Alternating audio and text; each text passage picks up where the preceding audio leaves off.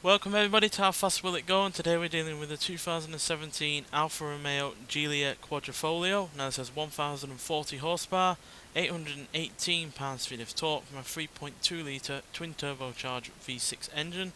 The car itself now weighs 3,112 pounds, now has all-wheel drive, and it can do 0 to 60 in 1.9 seconds and 0 to 104.027 seconds. So obviously this isn't the most powerful car that we've had on this series so far, and being modern, that can throw up some issues in terms of gearing and how they affect the top speed.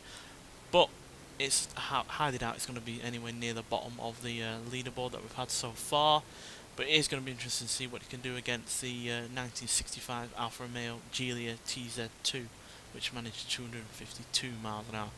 But if it can be quicker than that and some other modern cars, then I'll be happy. So let's get out there and see what it can do.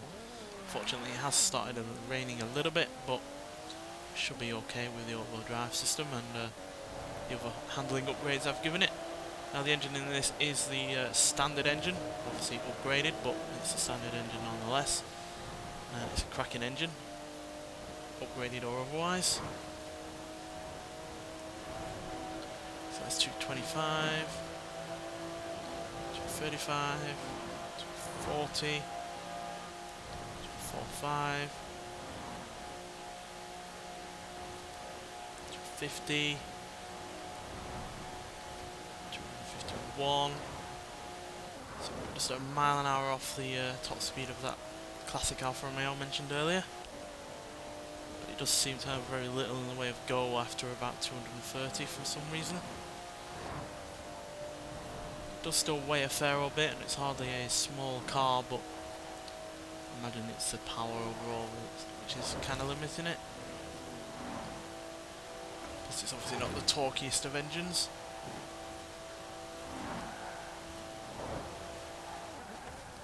Right, so 251 on that side, so let's see what we can do on the other side of the motorway.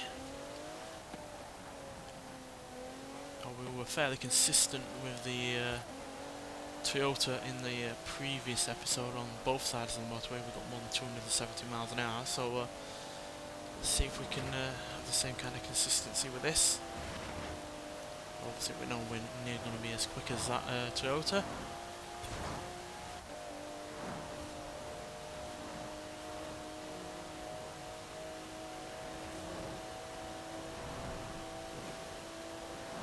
Yeah, it just really is lacking any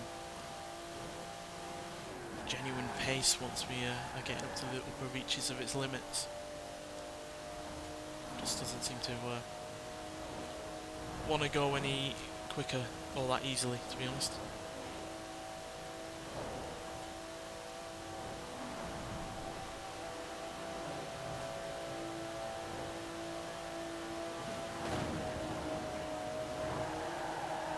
It's got cracking handling, I will give it that. It's easily one of the better handling £3,000 plus cars that we've had on this series.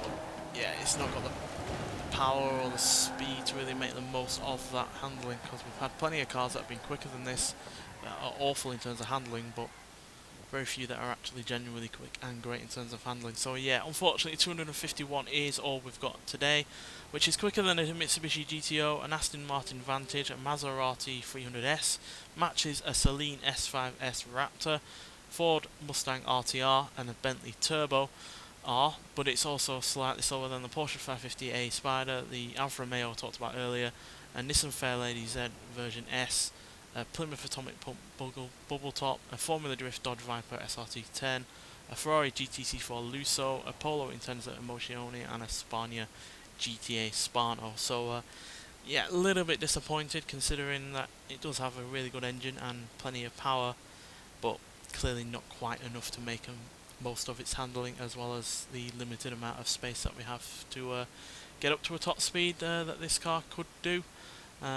I imagine it could get a few more mile an hour out of it. It's certainly not going to be getting up to more than 260, but yeah, there was definitely a few more mile an hour to get out of this, which would have taken it over several cars, but yeah, it just didn't have the power to make the most of the room and the handling that it has. So yeah, bit of a shame, but definitely a far better car to drive than the Toyota in the previous episode, which was a bit of a glass cannon, as it was really difficult to get up to its top speed, even though obviously it was quicker than this. And yeah, if you're after a stupidly quick saloon car that handles really rather nicely, then yeah, this is one of those to go for, quite frankly. But nonetheless, thanks for watching, and I'll see you in the next one. Bye.